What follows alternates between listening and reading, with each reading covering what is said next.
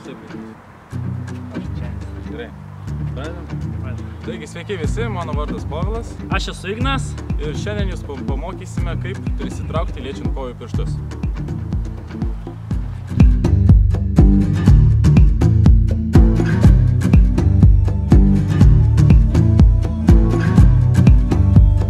Taigi, šio pratimo bene svarbiausias faktorius yra lankstumas, kadangi be jo, kai jūs jau tiesit savo pirštus siekt kojų, jūsų kojos arba susilenks, arba jūs nepasieksit jau pilnai, tiesiog bus toks maždaug tarpas.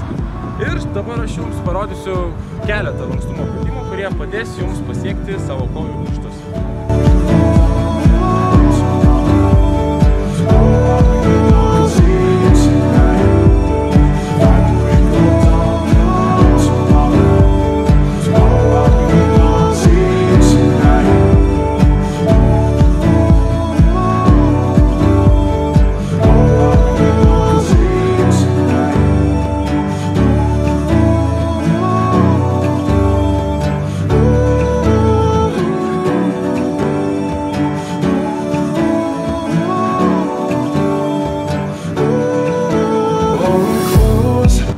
Be lankstumo, norint atlikti šį pratimą, taip pat reikės ir jūsų preso, sprogstamosios jėgos, ir tam į pagalbą yra puikus pratimas tiesių kojų pakelimui prie turniko.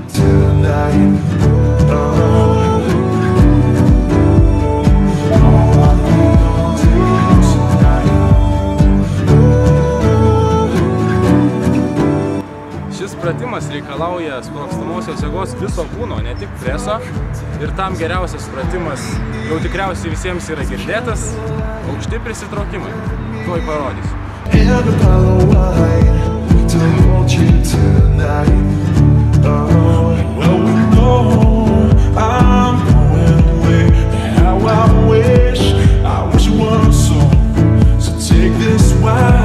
Taigi, jeigu turit jau pakankamą bazę ir pakankamą lankstumą, tai dabar jau jums reiktų pereiti būtent prie tų prisitraukimų, liečiant kojų pirštus, ir dabar aš pasistengsiu jums pamokyti, kaip reikia daryti būtent tą bangą ir liest kojų pirštus. Taigi, pirmiausia, atsistoja toliau nuo turniko, šokat tą turniko ir kai būnat tolimiausiai padėti, metat pėdas atgal. Ir iš bangos bandot kilti viršų ir liest, taip darom palaipsniui. Esat tolimiausiai padėti ir metat. Tolimiausiai metat.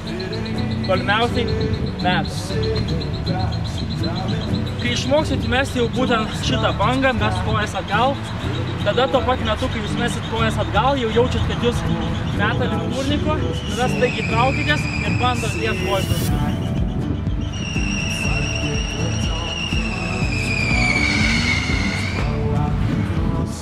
Šita kokybė jūsų pasiekimo priklauso labai nuo lankstumo ir būtent kiek jūs būsite įgudę padaryti. Ir dabar Povilas jums parodys jau pažengusių žmonių prisitraukimas. Žiūri. Na ir kuomet jūs jau pasistatysite sprogstamosios jėgos bei lankstumo pagrindus, tuomet galėsite bandyti atlikti švarų, tvarkingą prisitraukimą liečiant kojų pirštus. Tai tiesiog eis paprastas, greitas prisitraukimas ir tuo pačiu metu L pozicijos kojų kėlimas. Ir kaip viskas atrodys, jau parodys.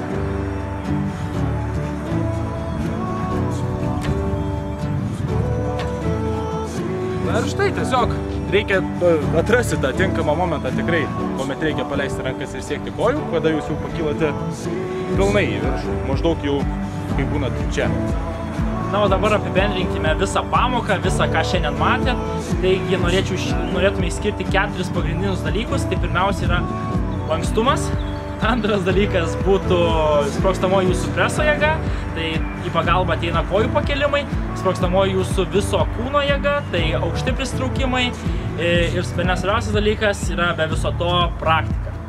Ir jeigu jums kyla klausimų, kai mes išvardinom pratimus, kuriuos jūs galite atlikti, tai kaip juos atlikti ir kiek jų atlikti, tai tiesiog galiu pasakyti, kad lankstumui galite skirti 10 minučių į dieną, tiesiog atlikti tos pratimus, kuriuos aš jums rodžiau paeiliui tenais. Tada aukštus prisitraukimus galite atlikti setais, aišku, kokius 3 po 6, 3 po 8, priklauso nuo jūsų jėgos, jūs patys nusistatykit savo ribą. O kojų pakelimus taipogi patarčiau daryti setais, kokius 3 po 10, jeigu jūsų presas nėra toks stiprus, 3 po 6, patys esat savo šefai.